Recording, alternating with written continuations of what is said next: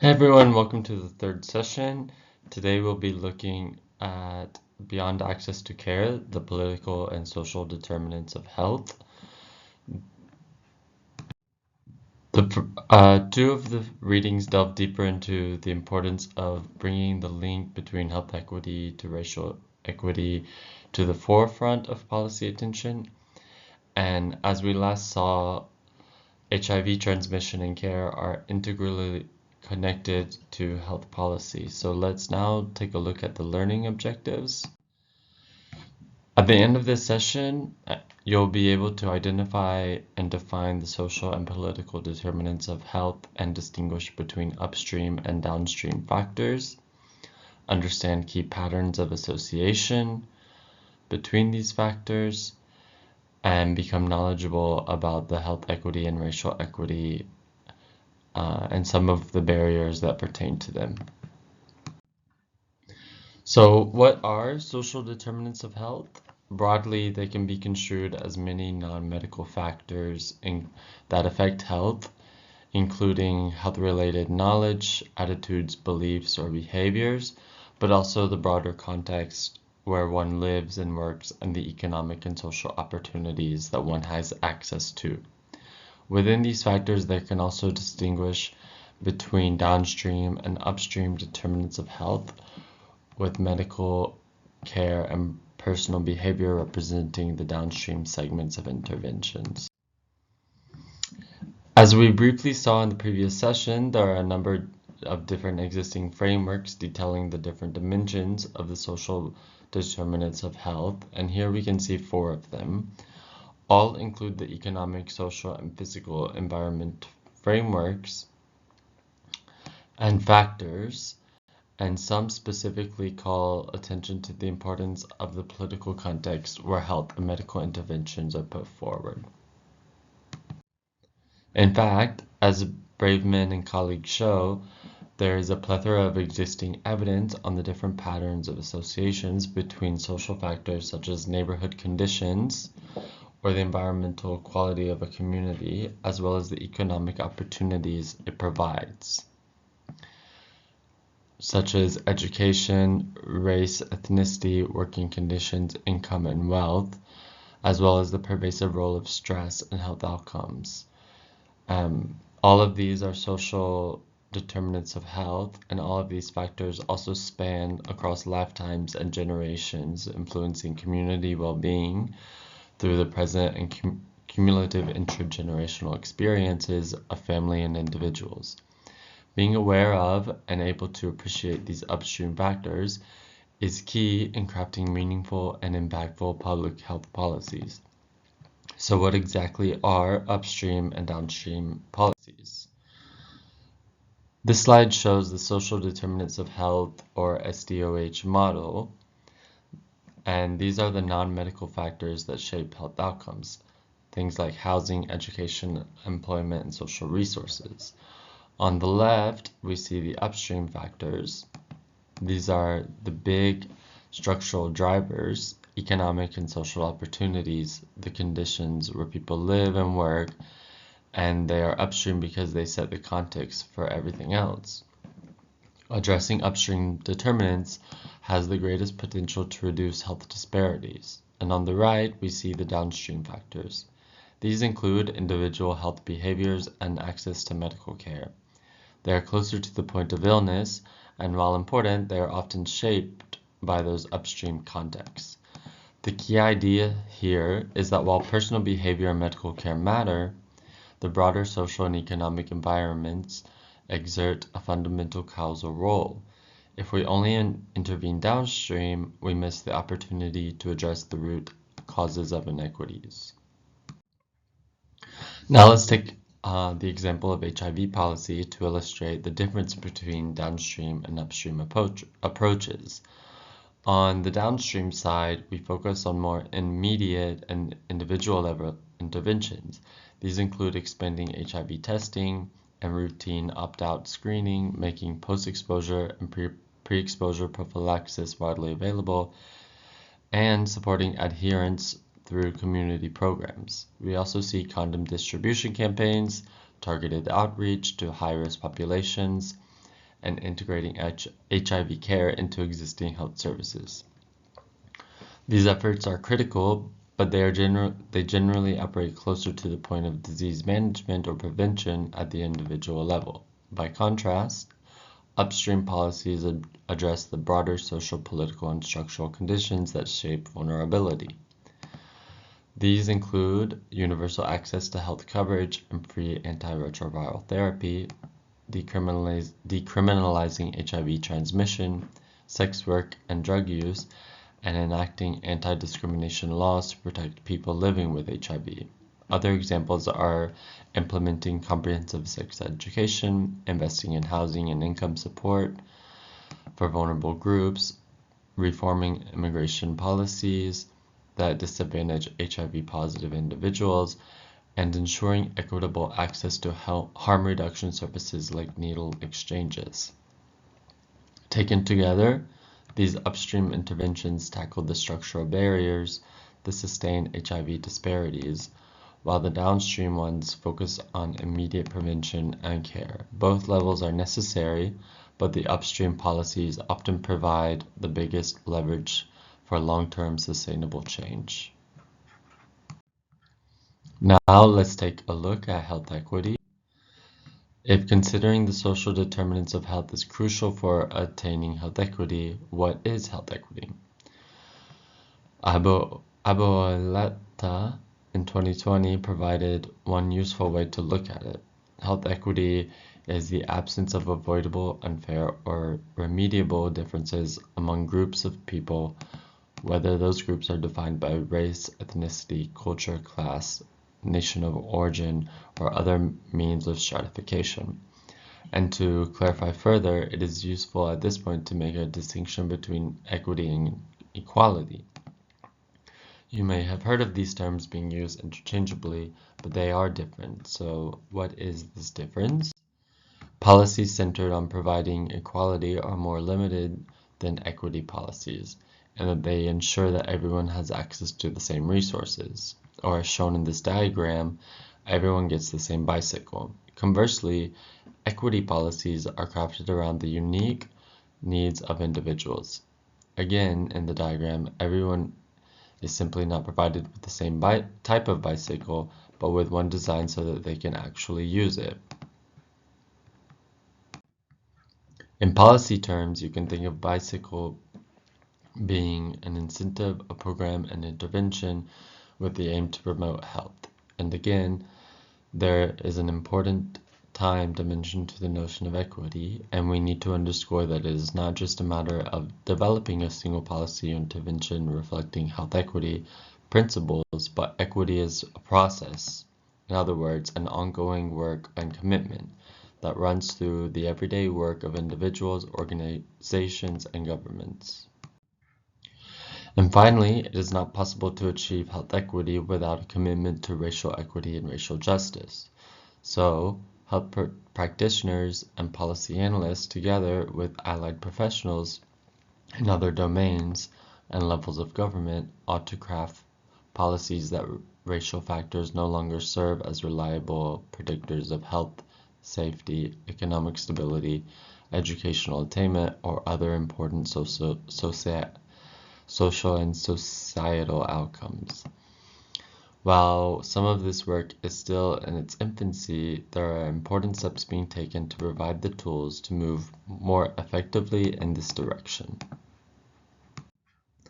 Let's consider HIV as an example. Disparities in outcomes are well established and have been for many years.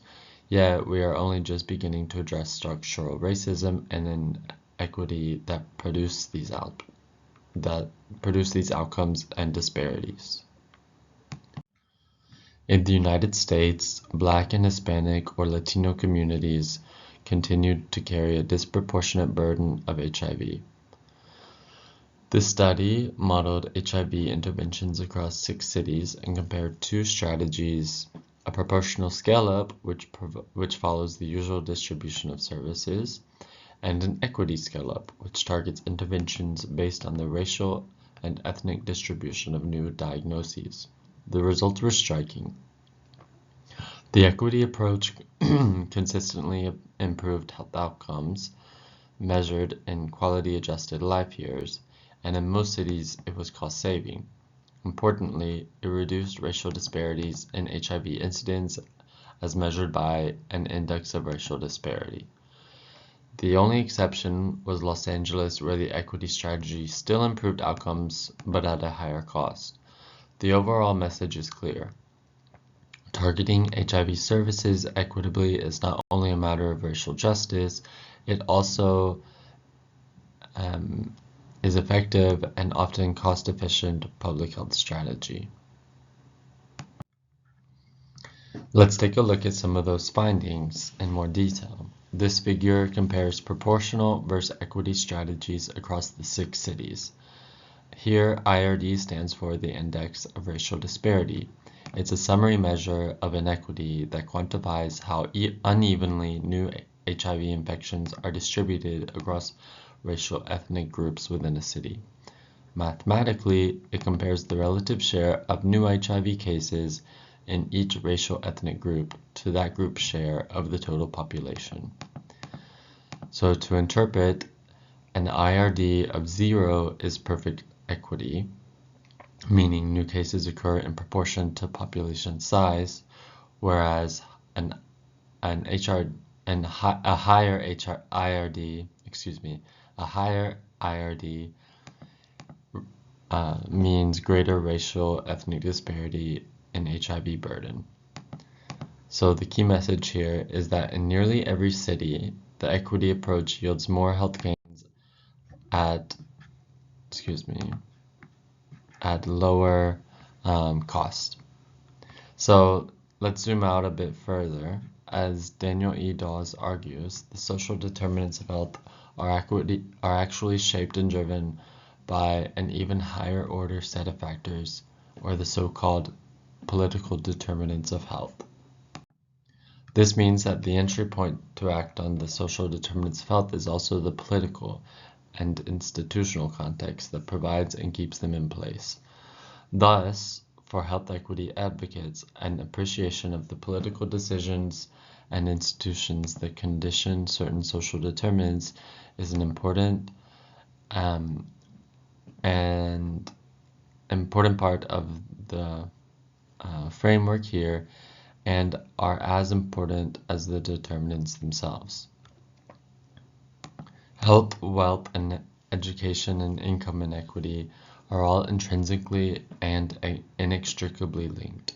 They persist owing to political determinants, including legalized discrimination in housing, education, transportation, employment, and exclusionary city zoning laws. The political determinants do not exist in a vacuum, nor are they static. They are also variables in policy making and policy analysis that must be considered. So, which are the political determinants of health? In the model that Dawes offers, these are 3 pillars or dimensions of the political determinants worth considering: voting, government, and policy, which together with other determinants of health produce equity or inequity in the distribution of health outcomes. Unjust and unfair outcomes are identified and elevated in the political system by health equity advocates who put pressure on existing systems to dismantle discrimination at multiple levels, from structural and institutional to interpersonal and intrapersonal, and to mobilize change through different channels influencing voting, government, and policy. In fact, again, the political determinants can be useful by conceptualization, not only as distinct entities, but also as ongoing systematic and systemic processes of power balance, and if advocates are successful, power redistribution. And one way in which power plays out is through voting, or the first political determinant of health. By leveraging 4 pressure points, such as voters' engagement, money, demographics, especially through a diverse set of constituents who are representative of the overall population rather than just a subset of it, and technology, voting can be a powerful tool for advancing public health policy.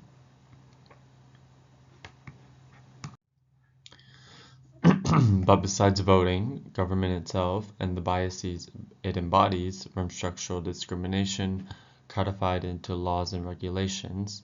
And here I invite you to read, for instance, the book Freedom Farmers by Dr. Monica White, documenting the Black freedom movement in the South, to institutional ones enforced in past times by financial institutions refusing to provide access to loans to certain communities based on their race and ethnicity or income, as well as inter- and interpersonal biases, constitutes an important determinant of health. Educating ourselves about the barriers to health equity that can arise from and through government, as well as being able to directly connect with elected officials, is thus an integral part of public health governance and policy. Speaking of which, policy is the third core political determinant of health. The laws, regulations, plans, incentives, or all of the different practices that governments engage in. And last time from the reading, we saw that there are 11 different things governments can do. These are in fact an important arena for system change, with the caveat that passing new legislation or regulations per se does not guarantee their implementation on the ground or their effectiveness. Policymaking also provides us an important opportunity to elevate health equity goals through arguments about national security, economic benefits, population outcomes, as well as moral arguments. For instance, one could highlight how insufficient funding for HIV prevention and treatment perpetuates avoidable disparities in infection rates. It also limits progress toward epidemic control and undermines commitments to human rights and social justice. One could do this by using 5 different strategies or stages to assess and advance equity, including racial equity in policy. Starting with not assuming that existing policies haven't already adopted an equity lens in some form, because in fact they are likely to have been tailored to target specific needs or populations already. The question is to what extent. Then analyze the outcomes of the policy for each racial and ethnic group. And if these outcomes are different, which is a likely possibility, we need to examine why and how this is the case. Perhaps most importantly, when considering how to expose existing inequities and think through possible policy and solutions, it is vital that experts of color are engaged in leading the project, more so than just being consulted on it for a limited amount of time. We still cannot tell if improvements in HIV care outcomes such as viral suppression or retention in care are being achieved equitably across racial and ethnic groups without controlling for these dimensions. And if those outcomes differ, which is often the case, we need to examine why and how inequities persist. Perhaps most importantly, when considering how to expose existing inequities and think through possible policy solutions, it is vital that experts of color are engaged in leading the project rather than being brought in only for limited consultation. Gaining insight from case managers and peer navigators, for instance, who work on the ground to implement Ryan White programs, is also a key. They can provide valuable information on which program elements work, which do not, and why. For example, within the Ryan White HIV/AIDS program, there has been a push to require reporting of viral suppression rates by race and ethnicity at the grantee level, so that disparities can be explicitly identified and addressed.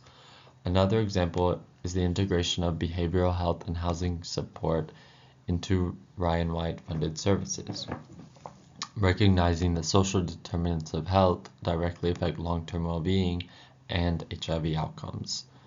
At the city level, health departments have started to incorporate racial equity metrics into their HIV care continua ensuring that progress is measured not only overall, but also in closing gaps between groups.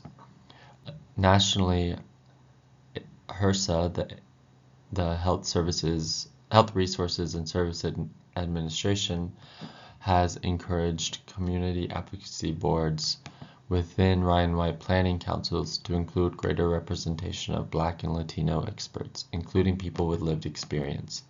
These shifts mirror the broader movement to center equity in public health policy, moving upstream from program management and delivery to structural determinants of HIV outcomes. So, with this, we conclude the third session on social and political determinants of health, and next time we will look into the different rational linear models of policy analysis and their limitations.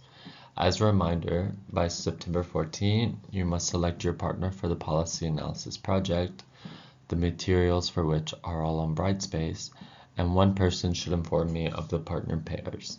You should also individually complete Discussion Board 3 and Quiz 2. Thank you and see you next week.